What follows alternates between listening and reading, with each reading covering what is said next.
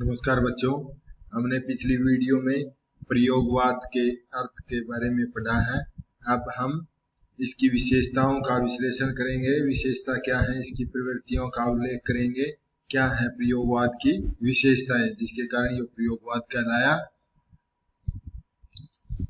इसकी पहली विशेषता है व्यक्तिकता का उद्घाटन। व्यक्तिकता क्या है? व्यक्ति के अपने ही सुख दुख का वर्णन करना। जैसे हमारे सच्चिदानंद हीरानंद वात्स्यायन ने नदी के द्वीप और ये द्वीप अकेला में व्यक्तिकता का उद्घाटन किया है।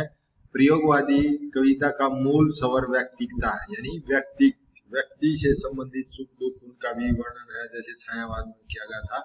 कवि ने अपने मन की अनुभूतियों, अनुभव और विचारधाराओं को एक विशेष रूप से अभिव्यक्त किया है। अभिव्यक्त करना यानी कि उनको अपने अलग प्रकार से उनको व्यक्त किया अपनी कविताओं में। इस युग का कवि यह विश्वास करता है कि व्यक्ति केवल सामाजिक अस्तित्व ही नहीं रखता, अपितु उसकी अपनी भावनाओं का भी संसार होता है, उसका भी अपना। जैसे नदी के द्वीप कैसे थे कि उनका भी अस्तित्व है, अतः वह बड़ी ईमानदारी के साथ अपनी निजी भावनाओं को अभिव्यक्त करता है। और रीतिकाल की व्यक्तिकता और वासनाओं का रूप धारण करके प्रकट हुई थी। जो रीतिकाल में व्यक्तिकता वासनाओं का रूप धारण करके प्रकट हुई थी, और छायावादी कविता में व्यक्ति की पीड़ा को प्रमुखता दिया था, दुख को। परंतु इसमें क्या है, अस्तित्व को, उसको अपना महत्व को प्रतिपादन किया है कि व्यक्ति का भी अपना कुछ महत्व, उसके बिना समाज नहीं बन सकता। लेकिन प्रयोगवादी कवि ने यह स्वर अधिक व्यापक कर दिया है इसको। इन पंक्तियों में यूं मैं कवि हूँ, मैं आधुनिक हूँ, मैं नया हूँ, काव्य तत्व की खोज में कहाँ नहीं गया हूँ, चाहता हूँ आप मुझे एक एक शब्द पर सराहते हुए पढ़े, पर प्रतिभा अरे वह तो जैसे आपको रुचे आप स्वयं गढ़े। यानी कि आपको रुचि लगे तभी आप बताओगे हाँ भाई अच्छा लगा या नहीं लगा। अगले है प्रवृत्ति इसकी अति बौद्धिकता, यानी कि बुद्धि तत्व का प्रयोग किया है। जो प्रयोगवादी कवि थे, बौद्धिकता ज्यादा, भावना कम है। पहले कविता हृदय को द्रवित या करुण रस से परिपूर्ण कर देती थी, परंतु अब क्या है, बुद्धि। हर कविता में प्रश्न चिन्ह लगाते हैं, मुख्य छंद की कविताएं हैं, हर में प्रश्न चिन्ह लगा देते हैं। प्रयोगवादी कवि अपनी आंखों के द्वारा देखे गए समाज और जीवन के अनुभव को अधिक महत्व देने लगा है। रचना लिखते समय वह भावुकता को त्याग दिया है। मैं कहूँगा ना, हृदय की भावुकता, भावों को जो हृदय में प्रेम रस भर देते थे उनको त्याग दिया है। सिर्फ एक बुद्धि का काम रह गया है। त्याग कर दार्शनिक जैसी मुद्रा धारण कर लेता है। इसलिए प्रयोगवादी काव्य में बौद्धिकता प्रमुखता दी गई है। इसलिए इसमें दुर्हता माने त्रुटि उत्पन्न हो गई है। इस संदर्भ में डॉक्टर नगेंद्र ने क्या लिखा है, प्राचीन कविता में विचार और काव्यानुभूति के बीच रागात्मक संबंध था। रागात्मक माने प्रेम और संगीत का संबंध था, पर इस कविता के विषय और काव्यानुभूति के बीच का संबंध है वह बौद्धिकता। वास्तव में इस कविता का मुख्य उपादान साधन बौद्धिक धारणाएं हैं, और जो विज्ञान, राजनीति शास्त्र, मनोविज्ञान और मनोविश्लेषण शास्त्र के उपजीवी हैं। इन पंक्तियों में कह रहा है कवि, मैं कहना चाहता हूँ यह कायरों का देश है, यहाँ को लोग देखने को आगे देखते हैं, चलने को पीछे चलते हैं, और भुनी लकड़ियों में धनुष बनाते हैं, विवेक के नाम पर प्रशंसा चढ़ाने से मना कर देते हैं। तो इन पंक्तियों से क्या है, बुद्धि तत्व का बुद्धि का तत्व का प्रयोग किया गया है। अगला प्रवृत्ति है इसमें निराशा की अभिव्यक्ति, यानी जो प्रयोगवादी कवि थे एक आशा लिए हुए हैं। जैसे हम पढ़ रहे हैं कि हम नौकरी लगे। अब बहुत सारी लड़कियों ने दिल्ली पुलिस के फार्म अप्लाई करे हैं, उन्हें आशा है कि हम वहाँ नौकरी करेंगे, परंतु जो छात्राएं भाग्यवश असफल हो जाती हैं तो उनको क्या हाथ लगेगी, निराशा हाथ लगेगी।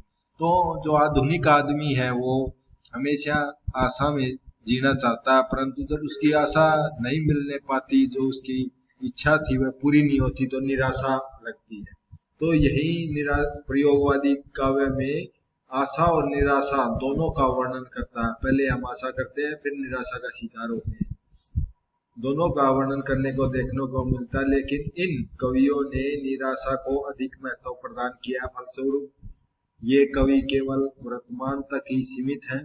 इन कवियों को अतीत से कोई प्रेरणा प्राप्त नहीं होती है और न ही भविष्य की आशा इनको उल्लास माने खुशी प्रदान करती है। ऐसी स्थिति में निराशा की अभिव्यक्ति स्वाभाविक है। निराशा प्रयोगवादी कवि एक ऐसी रस्सी के समान है। कैसी रस्सी के समान है? एक रस्सी के समान है जो सोचता है मानो अगले ही क्षण कोई प्रलय होने वाली है। जैसे कि अब कोरोना महामारी आ गई है, सब सोचते हैं कि दुनिया खत्म होगी, परंतु नहीं। कई सोचते हैं कि भारत चाइना का युद्ध हो जाए तो धरती खत्म हो जाए, परमाणु बम फट जाए तो सब कुछ ठीक हो जाए। सभी प्रलय की सोचते हैं, कोई भी अच्छी आशावादी नहीं रहा है। वर्तमान क्षण में सब कुछ पा लेना चाहता है। ये ठंडे चूल्हे, बर्फीले पीले बर्तन से पीड़ित घायल पायल से सिले लोढ़े और अधजल तवे, काले कुरूप नंगे चिमटे औंधे, अंबर की खाई सी गहरी कढ़ाई की खनबन। तो इनको में ये कहना चाह रहा है कि आदमी को निराशा ही याद लगती है। अगला है नंगन यथार्था, यानी यथार्थ क्या होता है? जो समाज में हूबहू जो हमारे को दिखता है उसी का वर्णन कर देना। प्रयोगवादी कवि काव्य में अश्लील और असामाजिक और अस्वस्थ प्रवृत्तियों को अधिक स्थान दिया है। ये कवि दमित वासनाओं, जो हमारे मन में दमित वासनाएं होती है, मन चलता रहता है, कुछ विचार आते रहते हैं वासना प्रति, और कुंठाएं वे क्या हो जाती है? फिर कुंठा बन जाती है, निराशा उत्पन्न कर देती है। क्या चित्रण करते हुए दिखाई देता, कहीं कहीं तो उन्हें लगता है कि मानो वासना ही उनके काव्य का प्रतिपाद्य है। प्रतिपाद्य माने उद्देश्य है। ये कवि फ्रायड, अंग्रेज के फ्रायड कवि है, जो मनोविश्लेषणवाद है से अत्यधिक प्रभावित हुए हैं। इसीलिए काव्य में रूप सौंदर्य के साथ साथ मासल माने कोमल सौंदर्य को अधिक महत्व दिया है। एक वर्णन यहाँ कराया गया है, जैसे नंगी धूप चूमते पुष्ट वक्ष, दुधिया बाहें रस्ती के सरफूल। ये क्या है? थोड़ा वैसा विश्लेषण किया, मासलता का श्रृंगार किया गया है। और अगला है इनका सामाजिक यथार्थवाद। समाज यथार्थवाद क्या है? जो समाज में यथार्थ परक है, जो समाज का वर्णन किया है इन्होंने, जो मजदूर गरीब है उनका वर्णन किया है।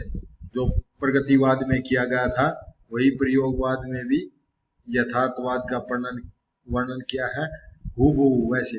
प्रयोगवादी कविता में समाज का यथार्थ परक चित्रण हुआ है। तार सप्तक कवियों की कविताओं में समाज का यथार्थ परक चित्रण हुआ है। वास्तव में प्रगतिवादी कविता से प्रभावित है। जो प्रगतिवादी कवि थे उनसे बहुत प्रभावित है। प्रयोगवादी काव्य में समाज के विभिन्न वर्गों के लोगों की स्थिति का चित्रण हुआ है। आज्ञा की पंक्तियों में समाज का यथार्थ चित्रण किया है। अपनी व्यक्तिगता को इसमें सम्मिलित कर दिया है। जैसे रुई धुनता है, गारा शांता है, खटिया बुनता मशक से सड़क सींचता है, रिक्शा में अपना प्रतिरूप लादे खींचता है, जो भी जहां भी पिसता है पर हारता नहीं न मिटता है, पीड़ित श्रमरत मानव है। यानी कि जो परिश्रम मानत है, शोषित शोषक है, उन सब का यहाँ पर वर्णन किया गया है। अगला है, अगली प्रवृत्ति है क्षणवाद। क्षणवाद क्या है? आदमी है न तो भविष्य की चिंता करता और न ही भूतकाल की, वह सिर्फ वर्तमान में ही जीना चाह रहा है। जो उसे वर्तमान में सुख मिलता है उसी की आशा। प्रयोगवादी कवि एक लंबे है परंतु निरस भाव जीवन जीने की अपेक्षा वर्तमान के क्षण को अधिक महत्व देते हैं। किसको देते हैं? वर्तमान के क्षण को। बस अभी सुख है, बाकी बाद में पता नहीं क्या होगा। वर्तमान के पल का सच्चा सुख भोगने में अपने जीवन की सार्थकता मानता। प्रयोगवादी कवि में क्षणवाद की भावना ये है, एक क्षण होने का अस्तित्व का अक्सर अद्वितीय क्षण होने के सत्य के साक्षात्कार, सत्य के साक्षात के क्षण के अखंड पारावार का आज हम आचमन करते हैं।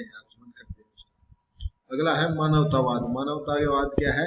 मानव के प्रति प्रेम भावना, संवेदनशीलता, उसका वर्णन किया। प्रयोगवादी कवि यद्यपि अपने अहन के खोल से बाहर तो नहीं निकलता है, परंतु अपने मानवतावादी विचार का उद्घोष अवश्य करता है।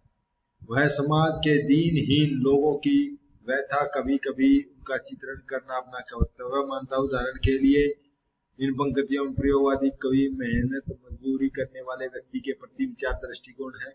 कहता है कि जो भी जहां भी पिसता है पर हारता नहीं, न मरता है, पीड़ित और श्रमरत शिल्पी दृष्टा, उनकी मैं कथा कहता हूँ। अगला है बधेश का वर्णन। बधेश माने बंदी चीजों का भी, कुरूप वस्तुओं का भी अच्छे रूप में वर्णन करना।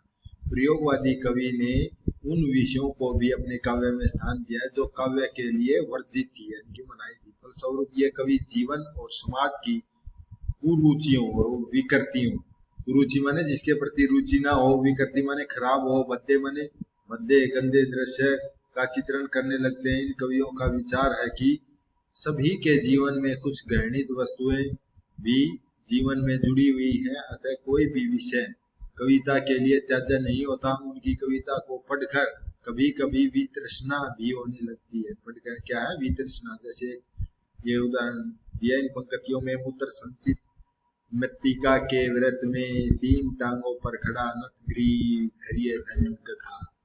अगला है नास्तिकता। नास्तिकता क्या है?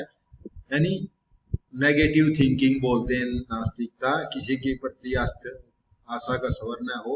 प्रयोगवादी कवि पुराने मूल्यों के प्रति विद्रोह करता हुआ दिखाई देता है। आज के बौद्धिक और वैज्ञानिक युग में वह भावात्मक दृष्टिकोण को स्वीकार नहीं करता। फलस्वरूप वह प्रयोगवादी कवियों को ईश्वर, नियति, मंदिर और दैवीय शक्ति में कोई विश्वास नहीं है, कोई भी विश्वास नहीं है।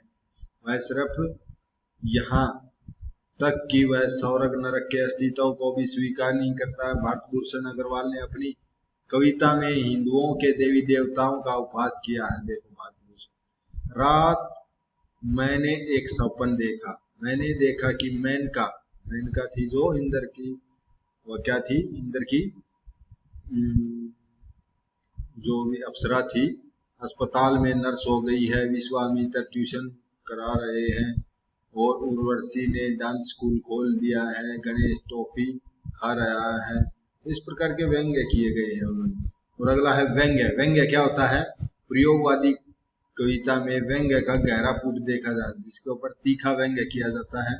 ये कवि आधुनिक युग की विसंगतियां, विषमता और राजनीतिक कुटिल चालों और धर्म के पुरोहितों पर करारा व्यंग्य किए हैं।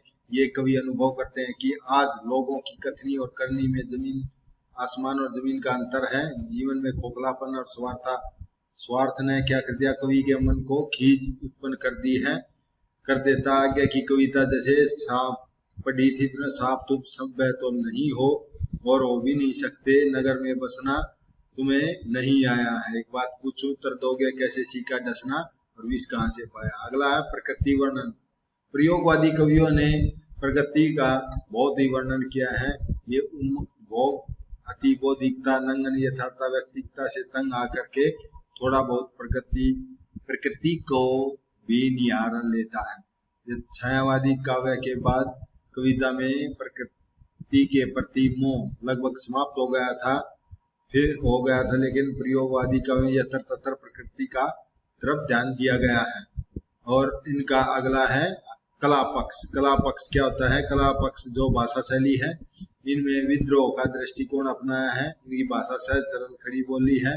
संस्कृत और अंग्रेजी के शब्दों का व्यापक प्रयोग है। ग्रामीण, इन्होंने दूसरी ओर ग्रामीण देशज और प्रचलित शब्द अपनाते हैं। ये लोग व्याकरण के नियमों की अवहेलना करते हुए ढंग से नए शब्दों का निर्माण करते हैं। शब्दों को तोड़ कर सहज ही पुनः प्रयोग के नए नवीन उपमान प्रतीकों के लिए प्रसिद्ध है। और इन्होंने मनोविज्ञान के क्षेत्र में प्रतीक उपमान चुने हैं, जैसे मुक्तिबोध ने ब्रह्मा राक्षस और गांधी सुभाष तिलक आदि में प्रतीकात्मक है। अज्ञा ने उपमानों प्रतीकों का प्रयोग किया है। धन्यवाद।